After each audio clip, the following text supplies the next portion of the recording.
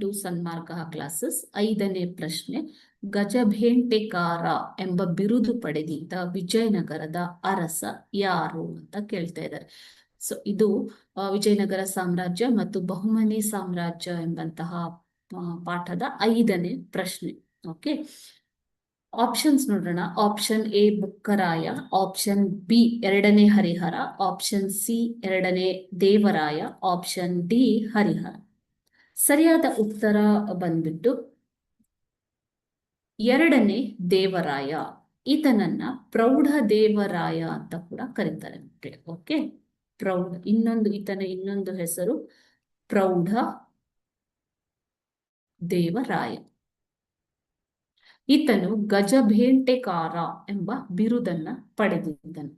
2ನೇ ದೇವರಾಯ ಒರಿಸ್ಸಾದ ಗಜಪತಿ ವಂಶದ ಕಪಿಲೇಂದ್ರನನ್ನ ಸೋಲಿಸಿ ಕೊಂಡವೀಡನ್ನ ಗೆದ್ದುಕೊಂಡನು. ಗಡಿ ಪ್ರದೇಶದ ರಾಜರುಗಳನ್ನ ಅಡಗಿಸಿ, ಅಂದ್ರೆ ಅವರ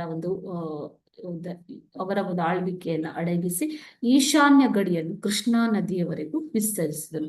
ನಂತರ ಕೇರಳವನ್ನ ಗೆದ್ದು ಕೇರಳ ಹಾಗೂ ಶ್ರೀಲಂಕಾದಿಂದ ಕಪ್ಪ ಕಾಣಿಕೆಗಳನ್ನ ಸ್ವೀಕರಿಸಿದನು. ಇದರಿಂದ ದಕ್ಷಿಣ ಪಥ ಚಕ್ರವರ್ತಿ ಅಂತ ಕೂಡ ಆತ ಹೆಸರನ್ನ ಪಡಿತಾನೆ. ಏನ್ ಮಕ್ಕಳೇ? ದಕ್ಷಿಣ ಪಥ ಚಕ್ರವರ್ತಿ ಎಂಬಂತ ಹೆಸರನ್ನು ಕೂಡ 2ನೇ ದೇವರಾಯನು ಪಡೆಯುತ್ತಾನೆ. ಓಕೆ, ಸೊ ಈ ಒಂದು ವಿಜಯಗಳಿಂದ ಆತನ ಸಾಮ್ರಾಜ್ಯ, ವಿಜಯನಗರ ಸಾಮ್ರಾಜ್ಯ, ಸಿಂಹಳ ಗಡಿಗಳಿಂದ ಗುಲ್ಬರ್ಗಾದವರೆಗೆ ಮತ್ತು ತೆಲಂಗಾಣದಿಂದ ಮಲಬಾರ್ವರೆಗೆ. ಸಿಂಹಳ ಅಂತಂದ್ರೆ ಈಗಿನ ಶ್ರೀಲಂಕಾ, ಸಿಂಹಳ ಗಡಿಯಿಂದ ಗುಲ್ಬರ್ಗಾದವರೆಗೆ ಹಾಗೂ